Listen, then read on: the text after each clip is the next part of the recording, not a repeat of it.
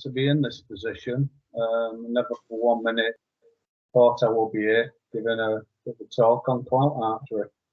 Just hope I can make this evening enjoyable for you. So, good evening, everyone, and thank you for joining me on what I believe to be the very first webinar talk on clout shooting.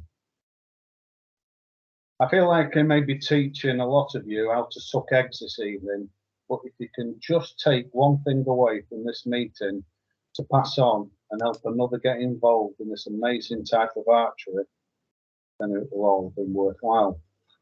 So the general idea of this webinar is to promote and encourage archers, new and old, who have never tried clout shooting. I will explain how to get started and what you need to know. So the itinerary for tonight: what is clout, how to get involved, safety, clout sites, why we should all try clout, events, fit on form, and finish with questions and answers. But if there's anybody at any time would like to just join in and just ask a question on a certain subject while we're talking about it, please feel free. That would be marvellous. Okay, so what is clout? Well, clout is a form of medieval military archery practice. When archers had to practice to protect king and country, archers would shoot arrows at distances of 300 yards and more in preparation for the approaching enemy. The word clout in medieval times meant cloth or patch. Have we got a photograph, Helen, please? That's it. We all know these lovable rogues. So to practice their distance shooting, the village idiot will be sent out with a clout on a pole. If the archer's arrows fell short, he would wave his clout towards the ground in front of him. Left if they went over to the left, and right if they went over to the right. If the archers found the right distance, then he would lie on the ground. If he didn't get up, then the next village idiot would be sent out to take his place. So moving forward a few hundred years to modern times, we only have to shoot a maximum of 180 yards or 185 meters, and a whole range of shorter distances for our junior archers, age and bow type dependent. Can I have photograph A1, please, Ellen?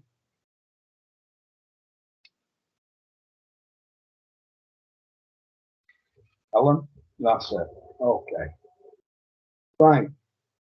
So today's clout shooting, we place a flag stuck in the ground with a scoring system on the floor, mainly a non-stretch cord with a 5-coloured scoring zone.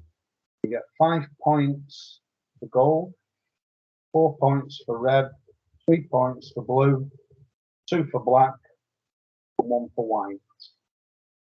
Is there a photograph B, Helen, please?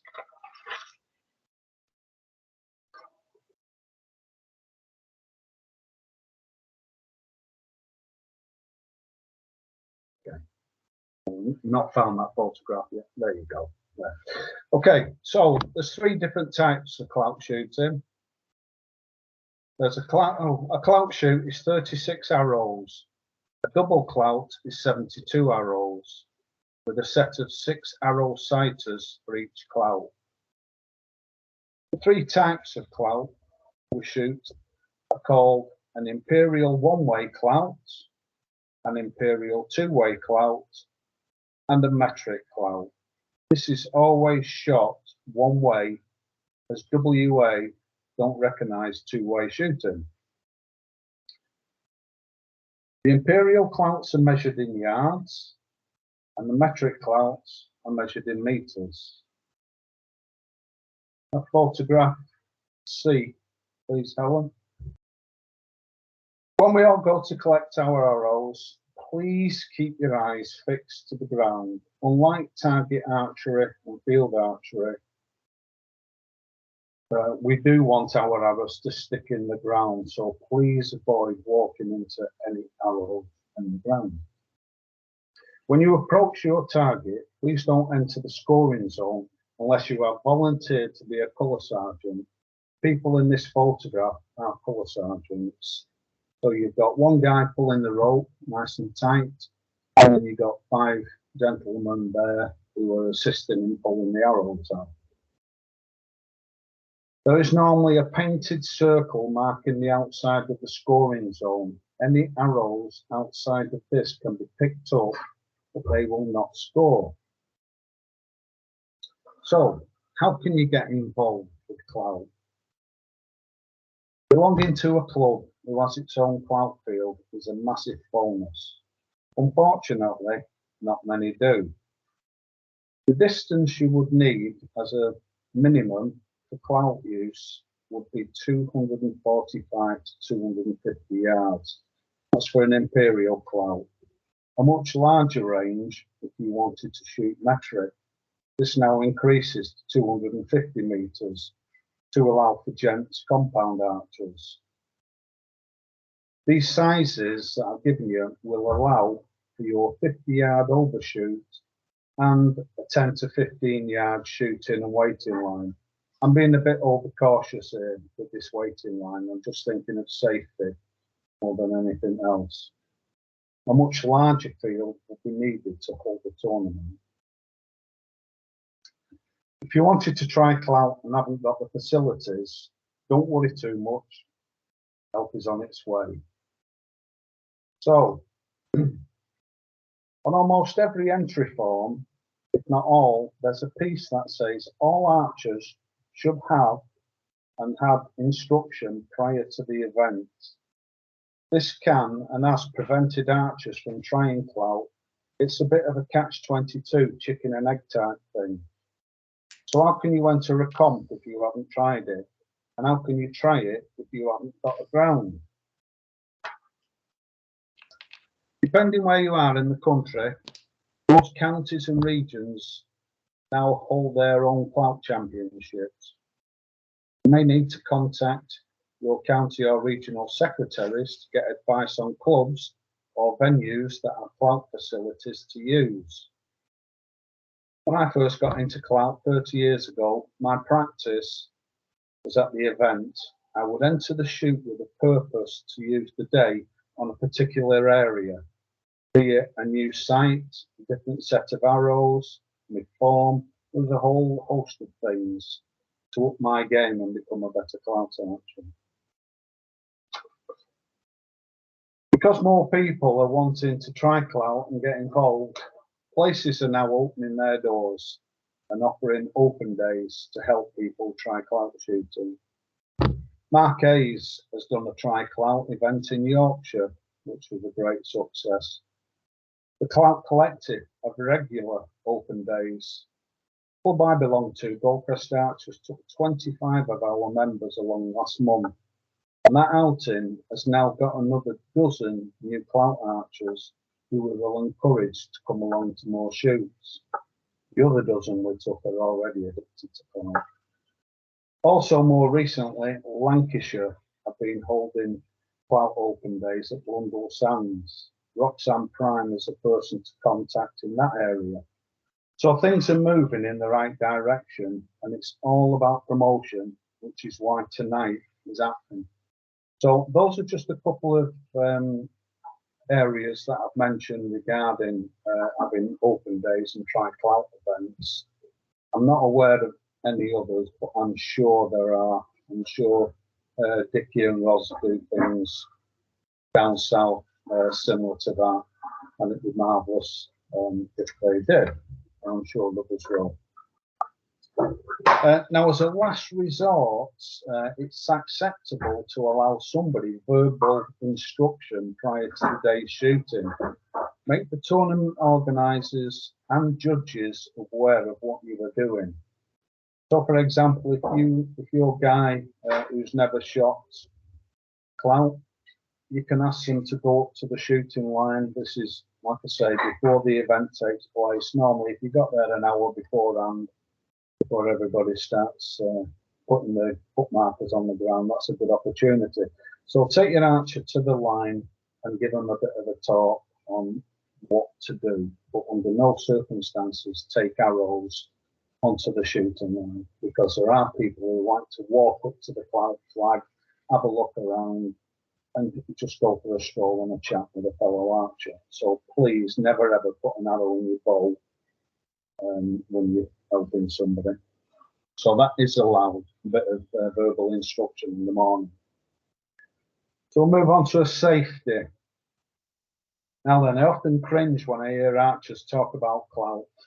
The person who has never tried it always says, oh yeah, isn't Clout where you point it in the air and see where it goes? No, that's another type of archery. If a compound archer tried that, who knows where it would end up? Or even a recurve or barebow shooting 36 to 38 pounds could quite easily go over and out. Shooting Clout for the first time must be done in a safe manner. So any coaches or Clout advisors, please remember my formula.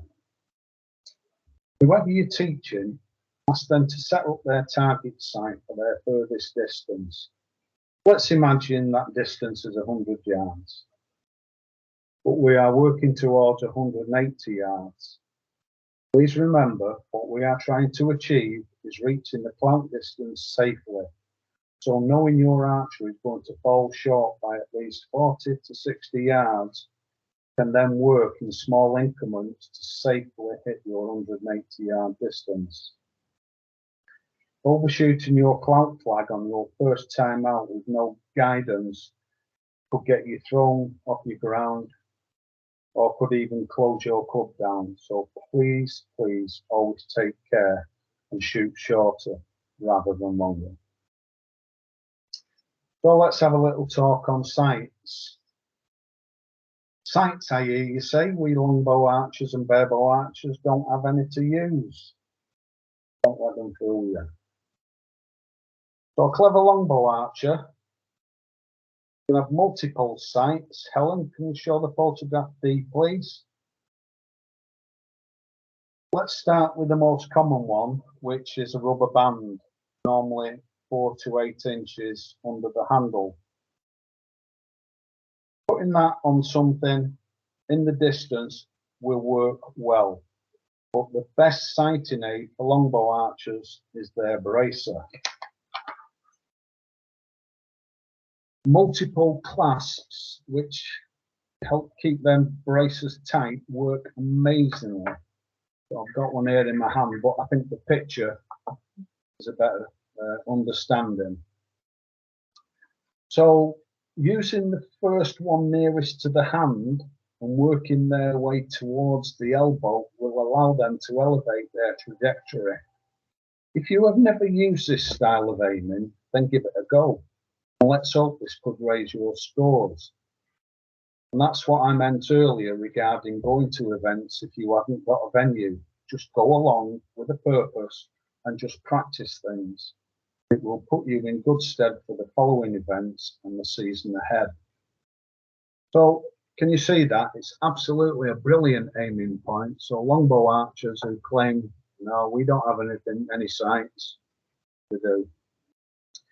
A common problem for most Clout archers, myself included, photograph 3 please, Helen, is that when at full draw, your arm covers the flag which you were shooting at, preventing you to aim directly at it. So how do we overcome that? There are lots of options to get around this. Again, it's time, patience, and practice.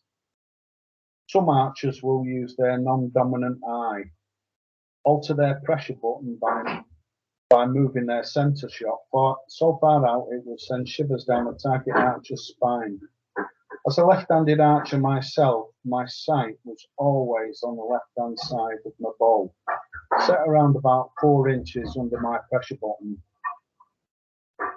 I would aim at something on the grass horizon to the left-hand side of the flag. This was my preferred method. It suited my style of Clout shooting. I used a recurve bow with poundage ranging between 46 and 50 pounds. Again, many visits to clout shooting until you can understand the different ways in which you can aim when shooting clout. Can we see those sights, Helen? Please, the recurve sights, FG, that's it. So here's some pictures on clout sights for recurve archers. This one's brilliant, so simple. It's just a sight fixed to the guy's long rod. You can move it forwards and backwards depending on which way the wind's blowing. If it's coming to his face, you may have to lift it further to the end of the long rod. If it's against him, closer to his hand. Is there any others there, please, Ellen? Should be 4 pictures.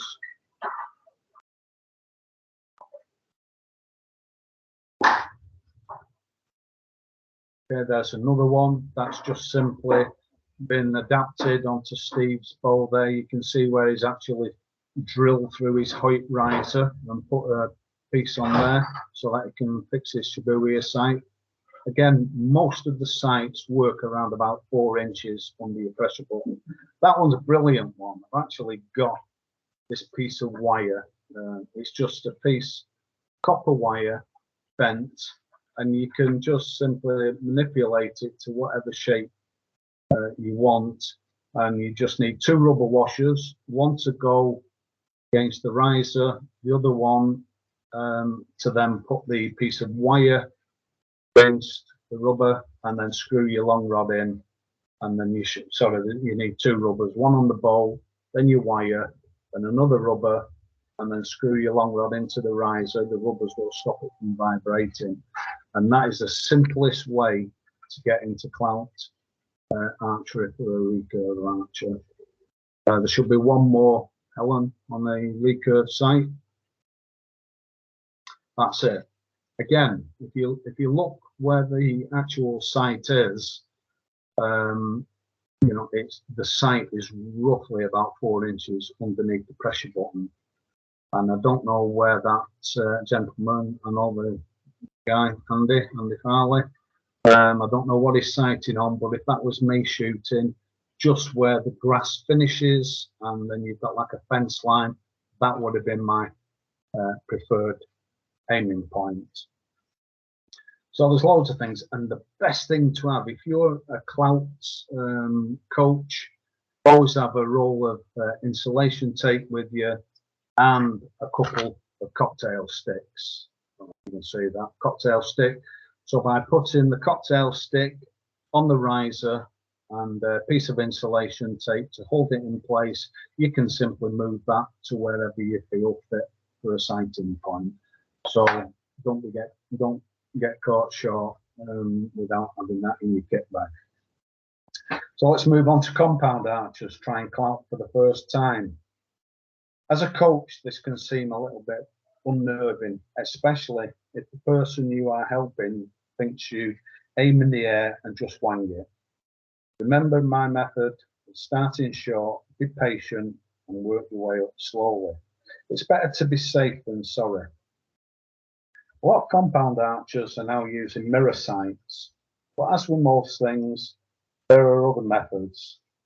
I tried a few different methods when I started to shoot compound.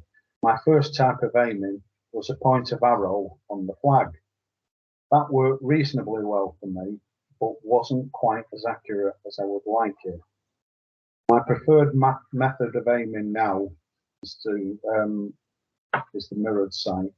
For the first time in nearly 30 years, I've been able to aim at the flag. It's absolutely amazing how accurate these sights work. There should be 4 pictures there of mirror sights. You can see 2. Couple more.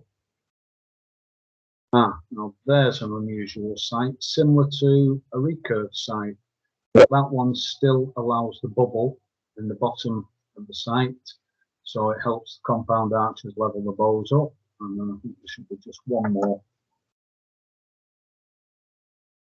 Yeah, there you go. So that there you can see on the top It's got a wing nut, which allows the archer to adjust the top mirror to reflect into the bottom one to help with elevation and trying to find the flag in the distance. And there's a bubble at the bottom of the sight. So all great features. Compound archers. But at the end of the day, no matter how you aim, the sight, the real art of being a good archer is getting your fingers off the string. Now then, barebow archers. Don't think I forgot to mention your bow style, but it's very similar to recurve in the way you need to find what works. Try things like, where does your pressure button sit when you're at full draw? Anywhere on the window, cut out of your riser, there's always something to help you aim. You put pictures P&R up, please, Helen. That's it. So there's Lady Barebow Archer you may be familiar with. So, there's a good aiming point there, bottom of the handle, or maybe the pressure button. So there's lots of things you can use. There should be another picture there of Craig shooting. That's it. Now then, these Spigarelli sights, what do you think of these Spigarelli bows? That isn't a Spigarelli, it's something similar with the 3 weights in the bottom. But what a brilliant aiming point for a barebow archer. Totally legal. And actually showing good form there, Craig, so well done. So there's all sorts of things you can use. Now then, when helping either a barebow or a recurve with a sight, start with this simple exercise. Ask your archer, or if you're trying this yourself, to hold the bow out using your bow arm and look at your knocking point. Line it up with your pressure button, point it at your flag, simply raise your arm by 8 to 10 inches, keeping a nice solid front arm. Look through your bow using whatever looks like it could make a decent aiming point.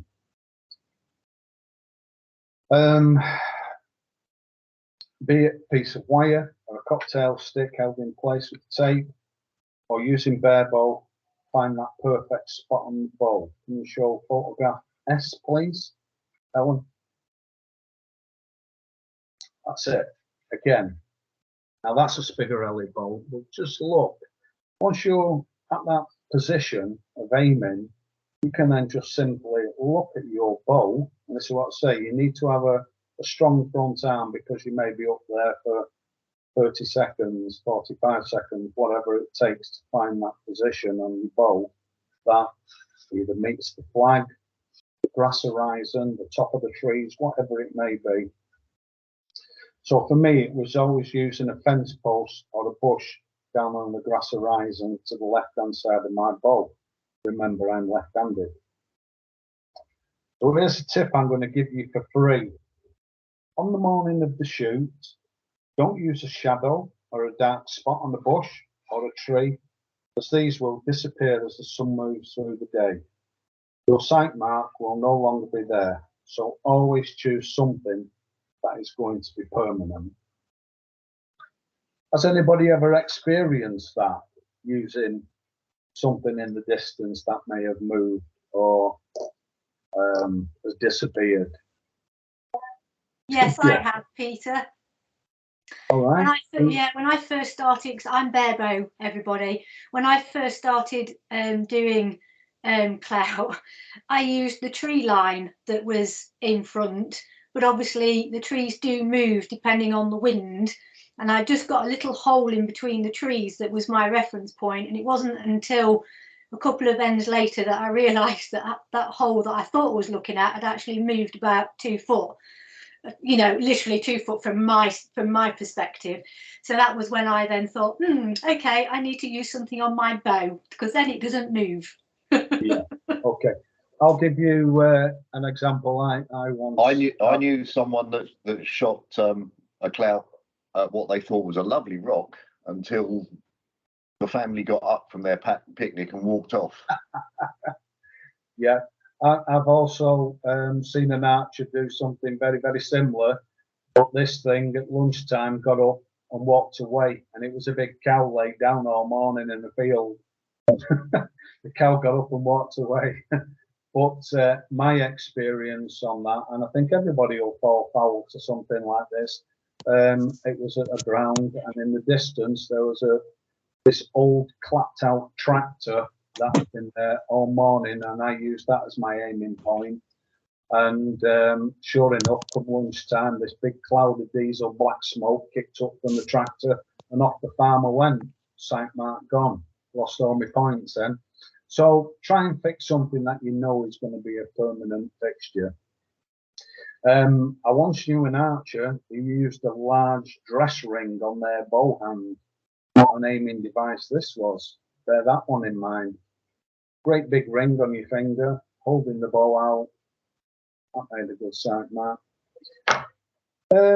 So let's get back. If you are being asked to help someone try clout and you're not that clued up regarding what distances they should shoot, these are the distances you need to know. So imperial clouts start at 80 yards, working their way up to 100 yards, then 120 to 140, and then finishing with 180 yards for gents. The metric distances are different. 75 meters to start with, 90 meters, 110 meters, 125 meters, gents distance 165, and then 185 meters for the compound. One very important thing to remember or be aware of is that all compounds have to move up a distance when shooting a metric clout. So for example, a lady compound or an under 18 boy archer wishing to try clout for the first time, you need to set the field for 140 yards shooting an imperial clout. Practicing that distance for the first time will be a challenge in itself. The lady and the junior archer shouldn't struggle too much to reach that distance, but the thing to consider is that if they want to try a metric clout, then their distance increases to 165 meters. That's approximately another 40 yards, 36.5 meters. It's a massive jump in distance. So it's a bit more elevation will be needed. The big bonus with the metric clout is the size of the scoring zone.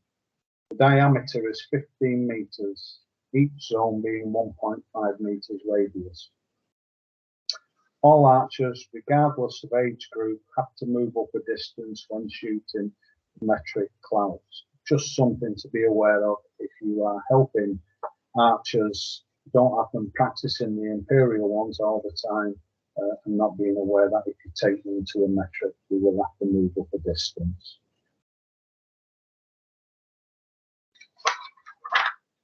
Okay. So why should we all try clout? We've got a photograph of Ruth and Lisa.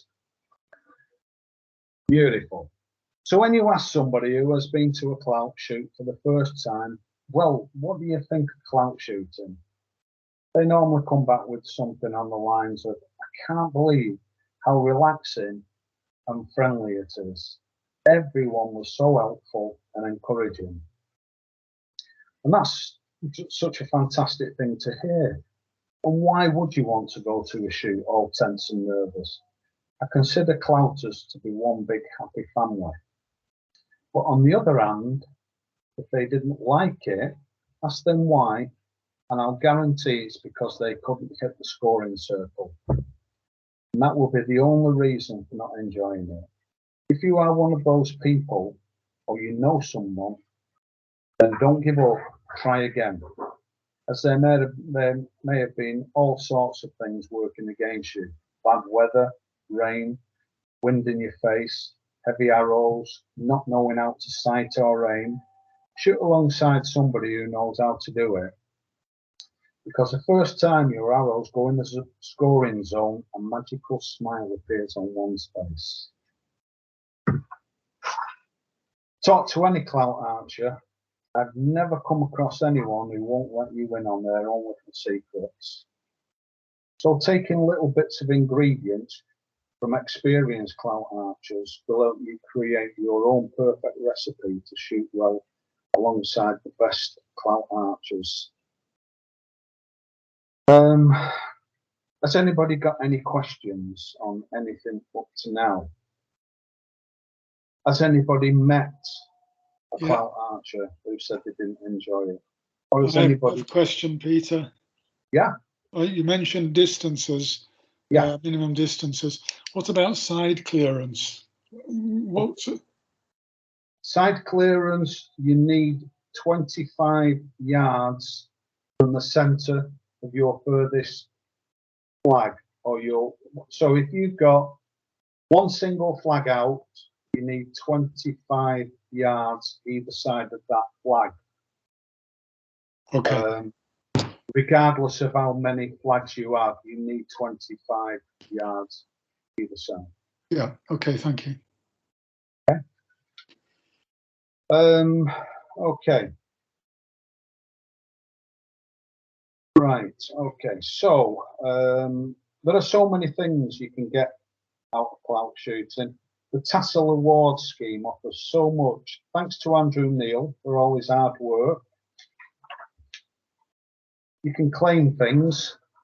Hey, I didn't even need to send you that one, did I? Well done. Well done, Al. Claim things such as your Tassel Badges. These are similar to Rose Awards, Feature Stars and Arrowheads. You can claim these badges shooting metric and imperial, different badges for each type of shoot. You can also achieve classification badges up to GMB. So, for your third, second, first and bowman, these can be achieved at club level, however your club chooses to do that. But MB and GMB have to be done through Andrew. You can purchase these badges through Andrew, and if you are a Clout archer and you would like your club to get involved in working out classifications, because I'm sure the club you belong to have got classifications for target archery, so why not involve that for Clout? So if you're somebody who likes to go out there or wants to start going out there, just ask your club and see if they will get in touch with Andrew and purchase some of these badges. So providing you have done enough Clouts throughout the year, you will be ranked against all the others who have shot Clout in that year. You don't have to send your scores in, they are done for you by the tournament organisers, and thanks again go to Andrew sorting all this out. There are also 3 and 6 Clout badges. 3 Clout badges are only awarded for longbow archers. These badges are claimed through Archery GB, providing it's a record status shoot and not just a Tassel Award shoot. Your metric Clout 3 and 6 Clout badges are claimed through the Tassel Award application, which the tournament organiser will have on the day, and it doesn't have to be record status to claim these. So how can you find out about these up and coming events? Ian Downham, you can go on his forum. It's www.clout-shoots.uk. Special thanks has to go for Ian for doing this, with this helpful link. And then there's the Clout Tournaments Facebook page. That's always worth looking at. You can go on to the Northern Counties events, and everything will be on there. So all the Tassel Award events will be on the Northern Counties website. Simply click on the Tassel Clout page and they are all there for you to choose. Clout is getting more and more popular, so there are now events clashing on certain weekends. That is absolutely brilliant, frustrating at times because it would be nice to shoot at both, but that simply can't happen. So you have to choose which one means the most to you. There are some fabulous venues out there, and I'm sure you all have your own favourites, unless you haven't been to any. And let's remember, this evening is to help people get involved with Clout and come along to these marvellous venues. It's fantastic now that clubs, counties, regions, and now even the nationals have turned their Clout event into its weekend event. This works well for the travelling Clout archers. It makes it worthwhile, especially if you've travelled miles to each of these shoots. So, which ones are your favourite, I hear you ask? So my favourite ones, unfortunately, no longer do it for reasons beyond their control. I'm going to mention them anyway, just to see if it's possible to get them going again. It may or may not be possible, and I totally understand. So not in any order, let me just have a quick drink. Peter, there was also a question from David Alcock about perhaps where you get hold of the compound sites. Just Right. taking a break there. Okay, yeah, okay. So to answer that question for Dave, these are bought in Australia, but I'm absolutely gobsmacked that nobody in this country, if anybody is an engineer, these are so simple. If they were made out of wood, I'd knock them up. I'm a joiner, but unfortunately they're metal, and I don't do metal. But it's just simply a piece of square aluminium metal cut at a certain angle, and then a couple of mirrors inserted in with a little bit more detail gone into that, I'm sure. And I'm not disrespecting the ones that we get from abroad, because that's the one I choose to shoot with. But the point is, why isn't anybody in this country making them? It seems such a simple procedure. So yeah, that's where I got mine from, Dave.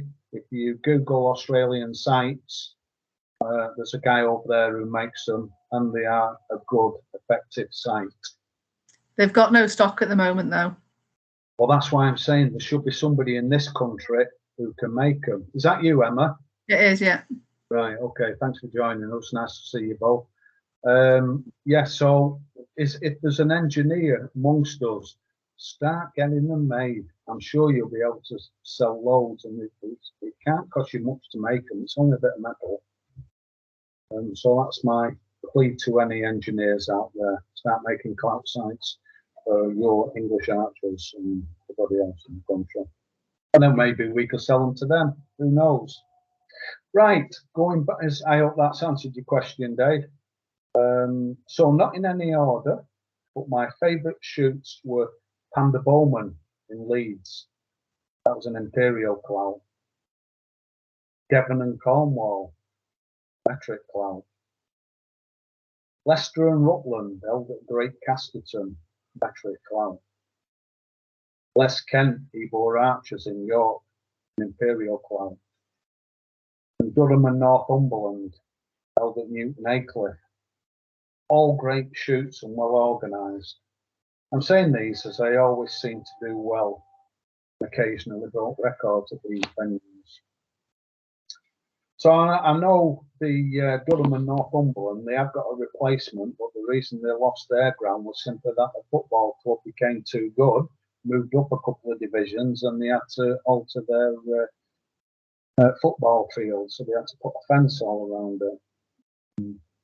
So that was one of the reasons why they lost their ground, and will never be taken back as a Clout venue. Okay, so my favourite Clout shoots are now the ones that you can camp at for the weekend, be it in a tent or a caravan. It makes a real social event where people get around the fire, may I say, done in a safe manner and respectful way. Jokes and stories are told on the day, and maybe the odd tipple drunk in the evening. I'm sure the ones who have been to Clout shoots before will know what I'm talking about. We do have a great time in the evening. So, not sounding biased, but if you want a fabulous weekend of Clout, pay Neston's Tri-Clout weekend on August bank holiday. And the Tri-Clout weekend is spelled T-R-I, not T-R-Y. And it gives you the full 3 clout experience. So on the Saturday, we shoot a 2-way clout. On the Sunday, it's a 1-way clout. And Monday, it's a metric clout. So just by entering that shoot alone, you'll get a ranking place. If you really shoot well, who knows, you may even achieve GMB. The one shoot we all want to do well is at the National Clout Championships. This is now the largest attended shoot in the calendar. And yet, even with its status and grandeur, it's still a relaxed and friendly shoot with people meeting one another from all over the country. It's such a marvellous event. This event now runs over a weekend with the Tassel Award Skiing Championships held on the Sunday. So get your tents out and book your place. It's amazing. Well, that's just 2 weekends I've mentioned. There's lots more, and visit a new one, and new ones keep mentioning that there's lots more to visit, and new ones keep popping up each year. So that's very encouraging and shows that Clout is growing and moving in the right direction. So let's just move on to a bit of form. This section could take up a lot of time, so I'm just going to briefly hit on this, and if we need more time, then maybe we could hold another meeting, maybe on a masterclass Clout feature on technique and form. That's something we could do. So let's just look at a few photographs. To enable a good shot, we need to create a good solid draw force line. And that guy there, Mark Leach, that looks an absolutely super example of what a Clout archer should look like. That's a recurve archer, the Barebow Archer. Other styles, there will be different elevations and trajectory required.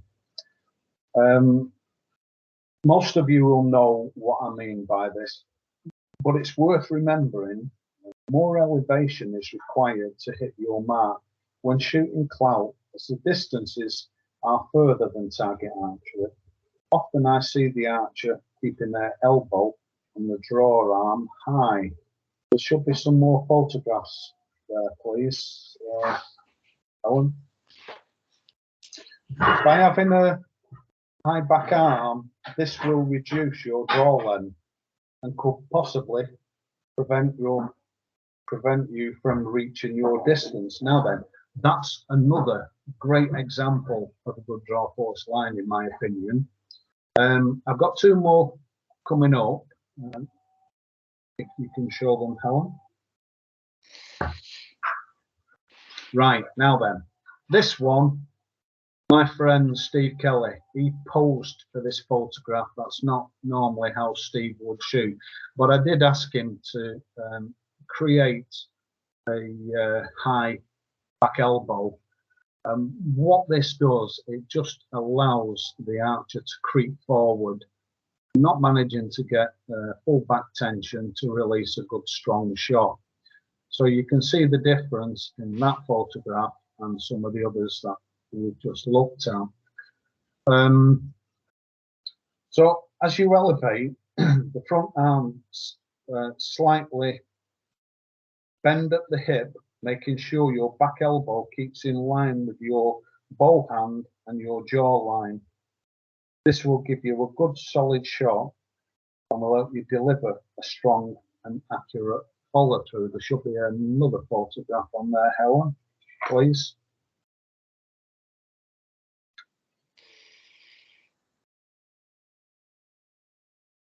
Coming up somewhere.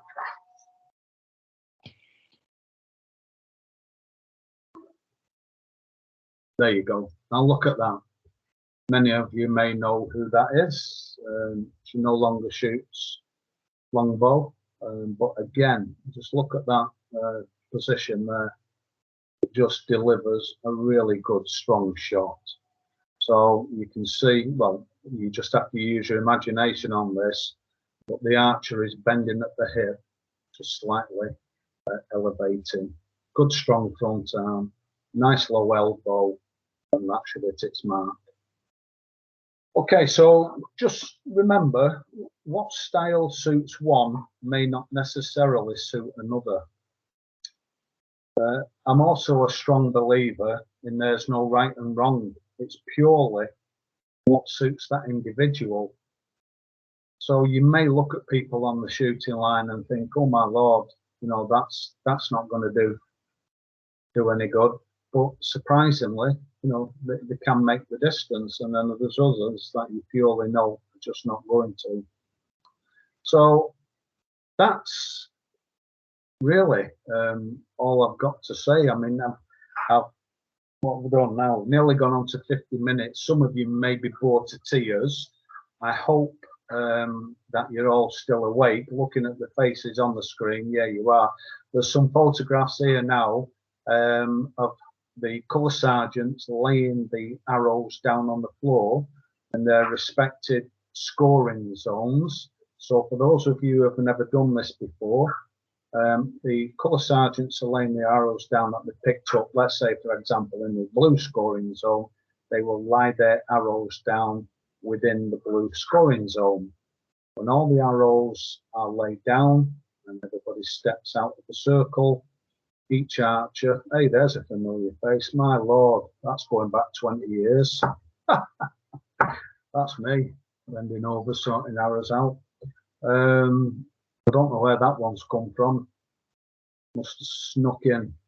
So that's what you do. You lay the arrows down on the floor. The archer's name is called, and then you call your arrows in blocks of 3, starting with your highest scoring value first, working your way down to the lowest one, which is a 1. It's early in the morning as well. There's still dew on the ground there. Any more photographs, Helen? Yep, that archer there, he's Ian. He's actually calling his arrow values. So again, you will call them just like you would call them on target archery. For example, 554, 433. Or if it's miss, miss, miss, it's miss, miss, miss, whatever it may be. So those are good examples. Never walk into the scoring zone with arrows in your quiver. If you do walk up to the circle, make sure you leave your arrows stuck in the ground. So, moving on. Next steps. Try it. Have a go.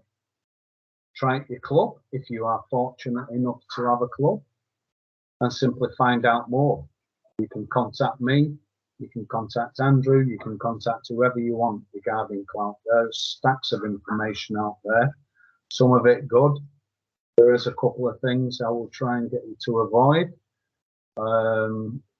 But most of the stuff is very, very positive and encouraging.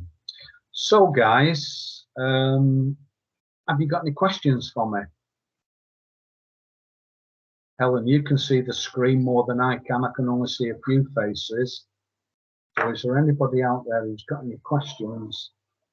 I can relax now because I've done all my talking off my book. So it's whatever you throw at me now will just come straight from the out of my head. Yeah, I've got a question. Can you hear me? Yeah. Yeah. It's Craig. I've got a question. Is there any limitations on the poundage per bow? Well, obviously with the compound, I think maximum £60. As regards longbow, I think any poundage can be used on a longbow because you'll get archers out there who are using war bows. I know some of them are shooting £150 plus. So I don't think there is a limitation on that type, but there certainly is for compound, £60 max. If we've got any judges on here who can help me out with that one, I will be extremely grateful. Cheers. Cheers. Okay. Peter, Yeah, was there- Pete, there's only the compounds. Everything else there's no limitation. Okay, thank you for that. Was that Alan? Yeah. Yeah, thanks, Alan. Okay. Anybody else got any questions? there was just a question from Paul Jackson, if that's okay, Peter. He's just when you were talking there about the scoring, it was asking shooting 3 and 3 or all 6. That depends on the tournament organiser's discretion on the day, whether you shoot 3 and 3 or all 6. If you shoot in metric, then it would be all 6. If you shoot in imperial, then you've got the choice of either 3 and 3, or like I said, if it's the tournament's discretion, it will be all 6. Okay, thank you. And Mark, got a hand raised there, so do you want to come on microphone?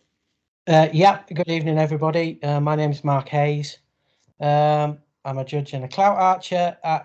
Just to stop all the questions about kind of rules and things, Clout is part of target archery. Therefore, the rules of shooting for targets apply to Clout, so that's the same methods of shooting, as well as all the equipment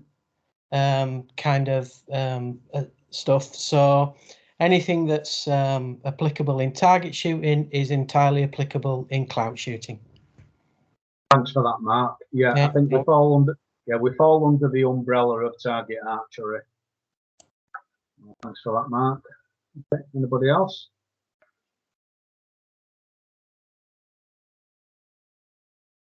Mandy, go ahead. Yeah, I've just got one little one because I do Clout. When Not I go according to what we saw earlier on the radiator, but we won't go any further with that one. No one can see that. Is there a set height for the flag? For the actual Yes. Clout flag? Yeah, which flag are you referring to? Well, I'll tell you what, I'll explain both. So thanks, Mandy, that's a great question. So if you're doing an imperial Clout, then the flag should be 12 inches square, and the Clout flag should be as close to the ground as possible. Sometimes you may go to venues and the bottom of the Clout flag maybe 4 inches, 6 inches off the ground, and you think, well, why is that? And that's purely because there could be a camber in the ground, not allowing the archers on the shooting line to be able to see the Clout flag properly.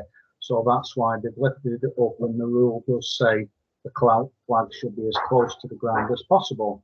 Now then, moving on to the metric Clout flags, I'm going to give you the maximum sizes for that, and then it's up to the tournament organizer to feel free and do what they want. But the maximum size for a metric Clout flag is 80 centimeters long and 30 centimeters deep. The Clout flag should be no higher than 50 centimeters from the ground to the bottom of the flag. That makes sense. So it's 50 centimeters from the grass up to the bottom of the flag. But the flag can be a maximum of 30 centimeters by 80 centimeters. Okay. Cool, thank you, Peter. You're welcome. Anybody else?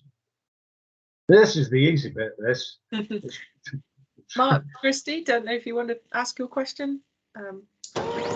Whoops. Oh, yes. Hold on. My printer's just printing. I'm just printing off my entry form. Look, for brilliant. 11th and 12th Dedication. Very June. good. Yeah. So Which one's just as that we for, speak. Mark?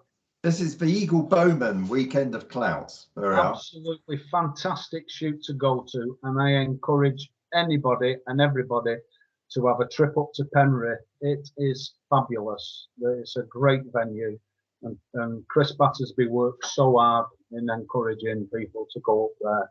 So it's a brilliant venue with probably some of the best facilities if you camp in there. So I encourage you all to make a journey up to Cumbria. Brilliant. Yeah. I was just wondering, Peter, I think Kendall Bowman a few years ago actually did a practice day you could pay and go along to. Are you aware of any anything like that that you can, you know, because I know several members of the club would be very happy to pay and go along to a training session. That was marvellous, and I think Craig Benson and Tony Tideswell used to do that, and it was brilliant. I took members up from Goldcrest Archers to do that. It is a bit of a trek for us to travel all that way up there, but again, this is what I say. If you really, really want it, there are places out there that will do this. And we took about, I don't know, 20 of our members up there. And as I said earlier on in the meeting, if people have just joined late, Mark Hayes, who was on a minute ago, he put something on at Thirsk Bowman not too long ago. You've now got Lancashire, who are putting on events at Blundell Sands. Clout Collective, massive supporters of Clout, and I'm so pleased that the Clout Collective are growing in strength because it's making it more and more available for archers to get out there and try it. So yeah, just with us going last month, we've encouraged a dozen members. So you know that's another 12 people that Andrew Neal's going to have to put on his sheets for working out classifications, etc. So yeah, it's just all about encouraging and promotion, and the more we can do, the more it's going to grow, and the sport's going to get better and better. Yeah, just on that note, Peter, it'd be really interesting to find out from all of you on this webinar tonight. If you haven't tried Clout, how many of you have come on tonight because tonight is it's an introduction to Clout for those who haven't shot Clout before. So I'd really be interested in how many of you that applies to tonight. Perhaps if you have a way of popping that in the chat box or coming on microphone and telling me, that would be really helpful. But there's a few hands raised as well. I'm not sure who was first, but come on and raise your question if you've got a question. Yeah, hi everybody, it's Mark again. If anybody's within striking distance of York and wants some Clout instruction, feel free to contact me. Either my name's out there because I organise about 4 Clout shoots a year, or via the Yorkshire website, I'm their Clout officer. So feel free to reach out if you want to come over to York and for a bit of instruction there. Brilliant. Thanks, Mark. That's what we want, people who are willing to give their time up and help. Yeah.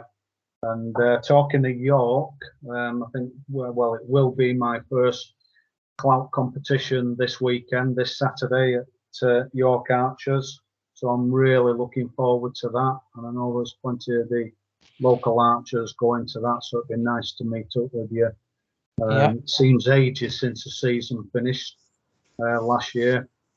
Target list will be out tomorrow, and written on it will be "Bring your wellies," because it's very wet on that field at the moment. Is it? Right. Okay. Thanks for the thumbs up on that one. Yeah. Great.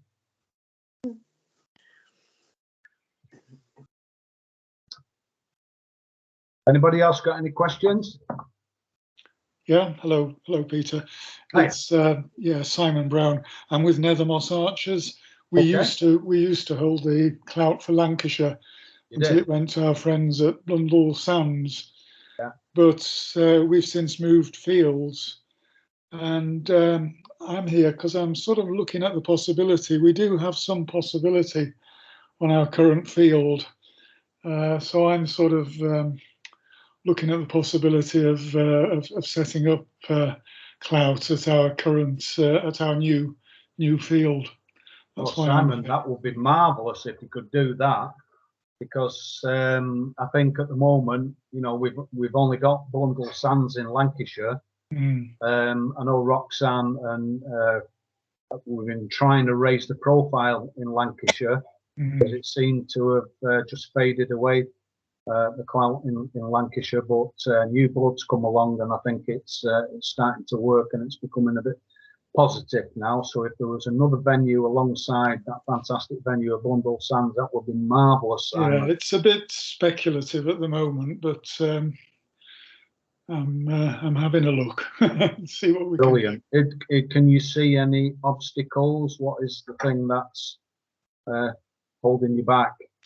Well, we shoot on a not on a golf course, but at a venue where they have golf. The field we're on at the moment has a vacant field sort of next door, which would certainly, I'm pretty sure, give us the range.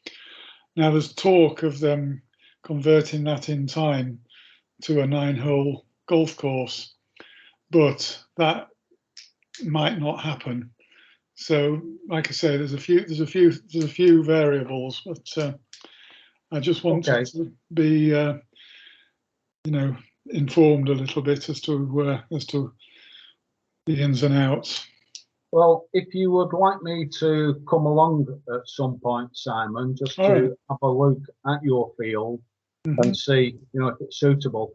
But here's a good tip as well. If you should find a field, there's a couple of things you need to consider. You need to try and avoid large cambers in the ground. So you don't want a field that's got a big hump in it or some sort of lump. And the easiest way to put a nay or yay on a clout field is simply take along your gardening fork and shove it in the ground at the required distance. And if you hear crunch, then it's possibly going to be a no-go, because the last thing archers want is to get their arrows smashed. I know some of the archers out there, a lot of the archers use X10s and ACEs. And it goes for longbow archers as well. You know, they're just as valuable. You know, people go to a lot of time and effort to make the perfect longbow clout arrow. So that's just one thing to consider. All right, thank you. I don't think we would have that problem, but I'm perfectly happy to try it. But knowing the ground, it's quite soft. So well, 2 venues in Lancashire would be marvellous. So let's keep our fingers crossed, Simon, and I hope you can do something to help the Clout family out there. Yeah, watch this space.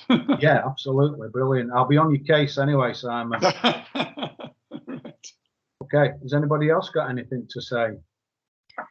Yeah, you've actually inspired me, Peter, to actually look at possibly doing it on our ground, because we shoot on a rugby field, which has got nothing around it. It's flat as a pancake, and the ground is really conducive for clout. My only concern with it, and the reason why I have never sort of like thought about it, is where we would shoot from to.